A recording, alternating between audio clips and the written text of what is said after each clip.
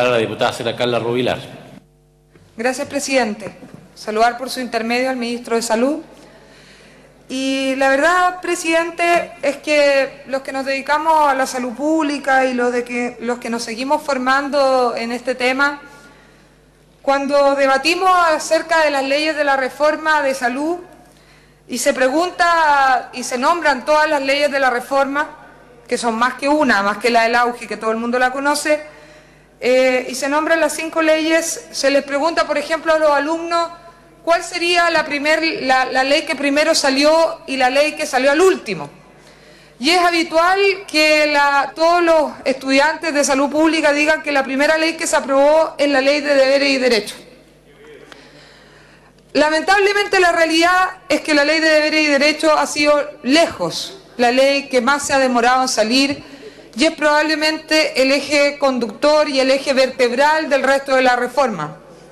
Pensar en avanzar en materias de salud sin tener claro cuáles son los deberes y los derechos de los pacientes, cómo regular el trato digno, cómo regular el acceso a la información, cómo entregar consentimiento informado, cómo saber si el día de mañana yo tengo derecho o no tengo derecho a continuar o no continuar con un tratamiento, en qué condiciones.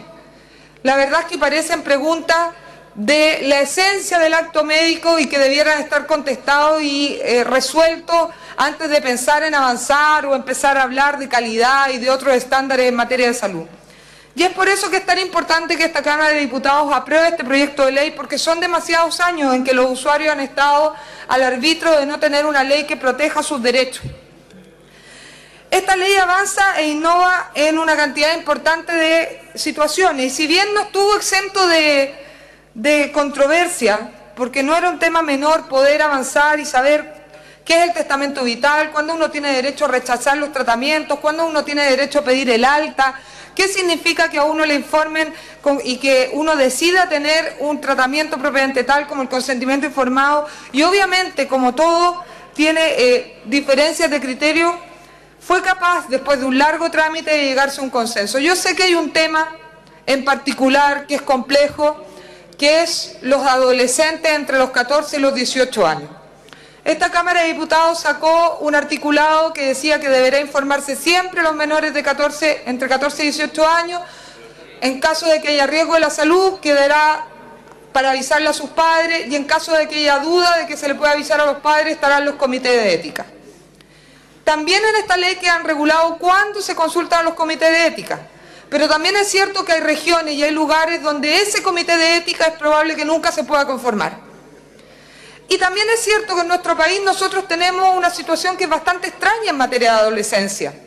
Para algunas cosas somos claros de que los menores de entre 14 y 18 años son responsables. Ley de responsabilidad penal adolescente. Se pueden ir presos en caso de que cometan ciertos delitos. Pueden ser privados de uno de los derechos más fundamentales, como es la libertad. También esta Cámara discutió al respecto de si tenían o no tenían derecho de tener acceso a la píldora del día después sin consultarle a los padres. Pero también es cierto que tenemos otras leyes que dicen que, por ejemplo, los menores entre 14 y 18 años no pueden tener publicidad de Fanta durante el día, o no pueden tener acceso a publicidad de McDonald's. Entonces, la verdad es que es una cosa muy extraña lo que pasa en este país con los menores entre 14 y 18 años. Para algunos temas somos excesivamente permisivos, para otros temas somos excesivamente restrictivos. Y mientras eso, como país, nosotros no seamos capaces de dilucidarlo en una ley de responsabilidad adolescente en esta y otras materias, perdónenme, yo prefiero el criterio médico. Prefiero el criterio médico más que una ley que crea que puede resolver todos los problemas. Y en ese sentido, ojalá podamos avanzar hacia un estatuto del adolescente que regule cuáles son los deberes y los derechos de los menores entre 14 y 18 años en todos los ámbitos que regulan este país. Mientras no seamos capaces de ponernos de acuerdo y tengamos este nivel de incongruencia, yo creo que este artículo, el controversial, queda bien hecho al arbitrio de la buena praxis de los colegas médicos que han estudiado y que tienen la ética para decidir. He dicho, presidente. Muchas gracias, diputada Rubilar. Ofrezco la palabra, diputado